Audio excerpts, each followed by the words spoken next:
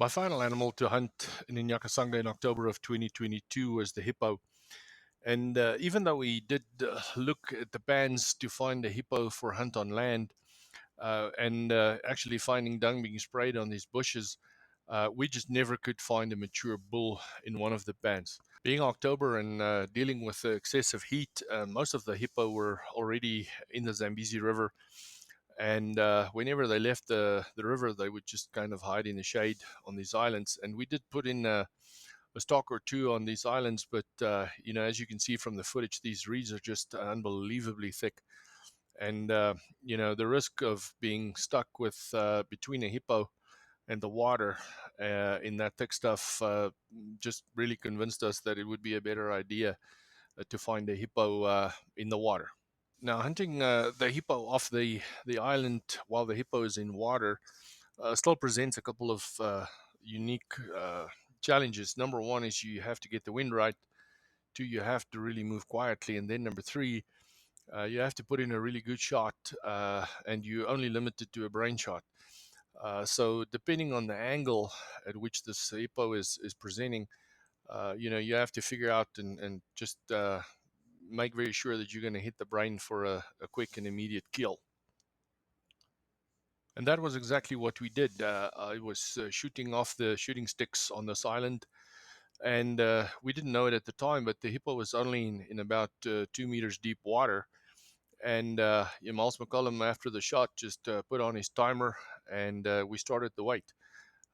We got the boat to come around, and then kind of approach the area where the hippo was shot. But we were very surprised to, within about 35, 40 minutes, the hippo started surfacing, and by 45 minutes after that shot was fired, we could actually hook up that hippo and start the recovery process. So once the hippo is surfaced sufficiently, there's really three things you need to kind of pay attention to. Firstly is there's going to be blood in the water, so you need to avoid having issues with crocodiles in the water there.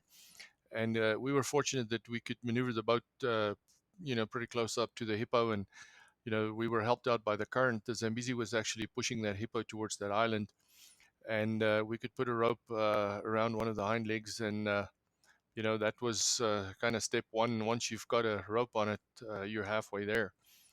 The second, big objective then is to just make sure that it floats well enough so that you could actually pull it with a boat. And once we got into the main current of the Zambezi, it was pretty easy going. You can see there's a nice old bull, lots of battle scars, and when we take a look later, I'll show you. He had some broken teeth, so they were fighting, pretty recently.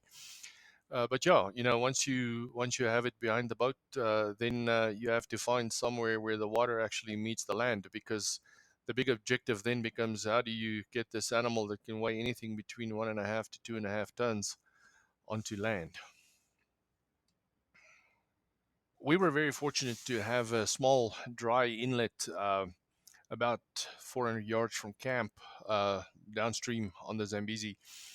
But it required every hand on deck to change that rope from a river-bound animal to a land-bound animal, and we had to use the four-wheel drive pickup to actually pull that hippo onto land. Once the hippo was on land, we could evaluate a bunch of things, and firstly we looked at shot placement and shooting from slightly above.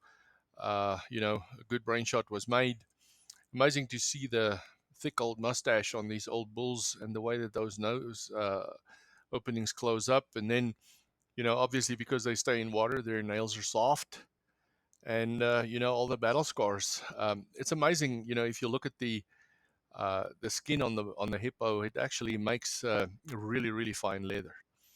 And then, as I said, the tusks were obviously in a recent fight. You could see the chips on there, and you can see how wide the mouth opens on this little video clip here.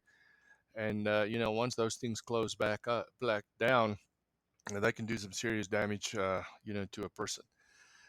Something that really surprised me was how much of the actual tusk was left inside the bone. So once these tusks were removed, their actual size actually only became apparent.